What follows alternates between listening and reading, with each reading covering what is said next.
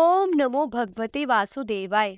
मोक्षदा एकादशी की आप सभी को हार्दिक शुभकामनाएं। मोक्षदा एकादशी बहुत ही पावन है। इसका अर्थ है मोक्ष प्रदान करने वाली मोक्षदा, जैसे यशोदा यानी जश प्रदान करने वाली। और इस एकादशी का महत्व इसलिए और भी बढ़ जाता है क्योंकि भगवान श्री कृष्ण ने इसी दिन को चुना भगवत गीता को प्रकट करने के लिए। ब्रह्मांड पुराण के अनुसार युधिष्ठिर महाराज द्वारा भगवान श्री कृष्ण से मार्गशीर्ष महीने के शुक्ल पक्ष में आने वाली मोक्षदा एकादशी का महात्म्य पूछने पर भगवान श्री कृष्ण कहते हैं कि धर्मराज, तुमने बड़ा ही उत्तम प्रश्न किया है। मार्गशीर्ष शुक्ल एकादशी अनेक पापों को नष्ट करने वाली है।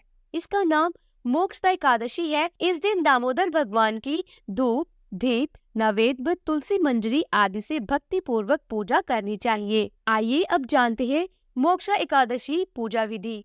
मोक्षदा एकादशी के दिन ब्रह्म मुहूर्त में उठकर सुबह स्नान आदि व ध्यान से निवृत्त होकर व्रत का संकल्प लेना चाहिए। इसके बाद घर के मंदिर में धूप दीप जलाकर प्रार्थना करनी चाहिए। इसके बाद भगवान विष्णु के चतुर्भुज स्वरूप की तस्वीर या मूर्ति की पूजा करें और पंचामृत से अभिषेक करें।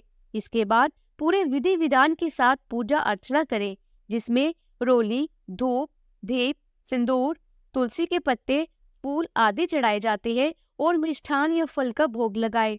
इसके बाद देसी घी का दीपक जलाएं और फिर कथा सुने। एकादशी की कथा सुनने के बाद विष्णु सहस्त्र नाम का पाठ करना उत्तम रहेगा। इसके बाद भगवान विष्णु की आरती उतारे और एक माला भगवान विष्णु के बीज मंत्र का जप करें। पूरे दिन फलाहार रखें और रात के समय जागरण करें। अगले दिन पूजा करने के बाद पारण करें और दान पुण्य करें। आइए अब कथा के बारे में बात करते हैं। देखिए, इसकी कथा पुराणों में इस प्रकार है कि प्राचीन समय में गोकुल नाम के नगर में बैखानस महाराज राज्य करते थे। उनके राज्य में चारों वेदों के ज्ञाता ब्राह्मण रहते थे।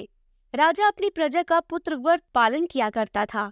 एक रात्रि को स्वप्न में राजा ने अपने पिता को नरक की यातनाएं भोगते हुए देखा। इस प्रकार का सपना देखकर राजा बड़ा ही व्याकुल हुआ। वह बेचैनी से सुबह होने की प्रतीक्षा करने लगा। सुबह होते ही उसने ब्राह्मणों को बुलाकर उनके समक्ष अपने सपने की बात सुनाई। उनसे कहा, हे ब्राह्मण, रात को स्वप्न में मैंने अपने पिता को नरक की यातनाएं भोगते देखा। उन्होंने मुझसे कहा कि हे पुत्र, मैं घोर नरक भोग रहा हूँ, मेरी यहाँ से मुक्ति कराओ। जब से मैंने उनके ये वचन सुने हैं, तब से मुझे चैन नहीं। मुझे अपराज्य, सुख, ऐश्वर्य, हाथी, घोड़े, धन, स्त्री, पुत्र आदि कुछ भी सुखदायक प्रतीत नहीं हो रहा है। अब मैं क्या करूं? इस दुख के कारण मेरा शरीर तप रहा है।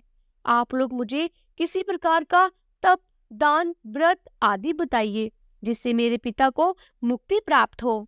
यदि मैंने अपने पिता को नरक की यातनाओं से मुक्त करने का प्रयास नहीं किया तो मेरा जीवन व्यर्थ है। जिसके पिता नरक की यातनाएं भोग रहे हैं, उस व्यक्ति को इस धरती पर सुख भोगने का कैसे अधिकार है? हे ब्राह्मण देवों, मुझे शीघ्र ही इसका कोई उपाय बताने की कृपा करें। राजा के आंतरिक दुख की पीड़ा को सुनकर ब्राह्मणों ने आपस में विचार विमर्श किया। फिर एकमत होकर बोले, राजन, वर्तमान, भूत और भविष्य की ज्ञाता पर्वत नाम की एक मुनि है। वह यहाँ से अधिक दूर नहीं है। आप अपनी ये व्यथा उनसे जाकर कहे, वे अवश्य ही इसका कोई सरल उपाय आपको बता देंगे। ब्राह्मणों की बात मान राजा पर्वत मुनि के आश्रम पर गए।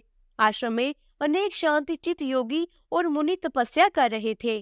चारों वेदों की ज्ञाता पर्वत मुनि दूसरे ब्राह्मणों के समान बैठे हुए एक दूसरे ब्रह्मा जैसे लग रहे थे। राजा ने उन्हें दंडवत प्रणाम किया तथा अपना परिचय दिया। पर्वत मुनि ने राजा से कुशल पेश पूछी। तब राजा ने बताया, हे मुनिवर, आपकी कृपा से मेरा राज्य में सब कुछ कुशल मंगल है, किंतु मेरे समक्ष अचानक एक ऐसी समस्या आ खड़ी हुई है जिससे मेरा हृदय बड़ा ही अशांत हो रहा है। फिर राजा ने मुनि को दुखी हृदय से रोते हुए सब कुछ अपने स्वप्न के बारे में बताया।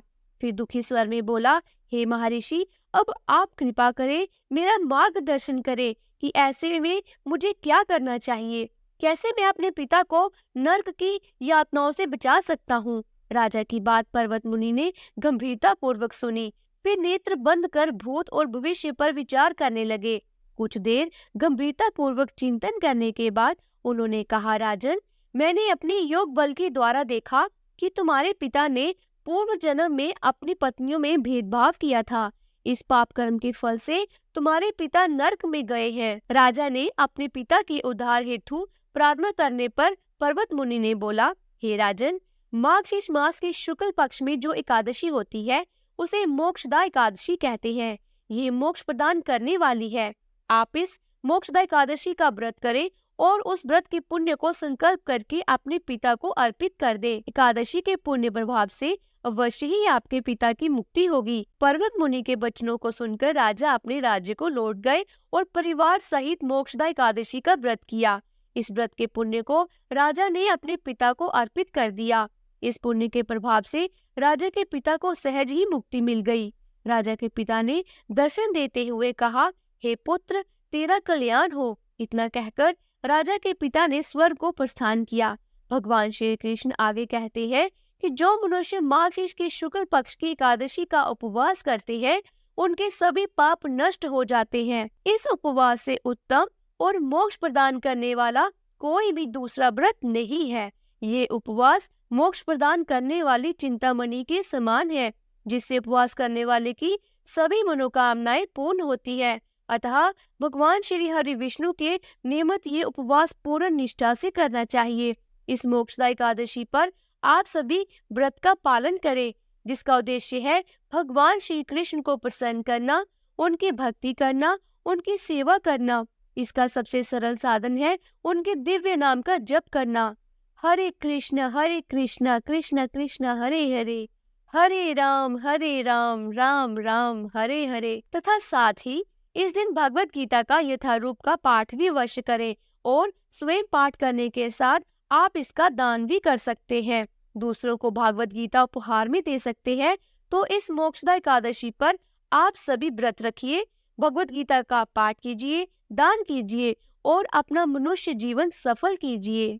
बोलिए कृष्ण भगवान की जय। अगर आपको आज की ये वीडियो अच्छी लगी है तो प्लीज इसे लाइक करें और अगर आप चैनल पर पहली बार आए हैं तो चैनल को सब्सक्राइब करें और बेल आइकन के बटन को प्रेस कीजिए। इससे ये होगा कि जो भी नई वीडियो मैं अपलोड करूंगी उसकी नोटिफिकेशन आपको मिल जाएगी। जल्द ही मिलती हूँ एक नई धार्मिक वीडियो के साथ। तब तक के लिए राधे राधे।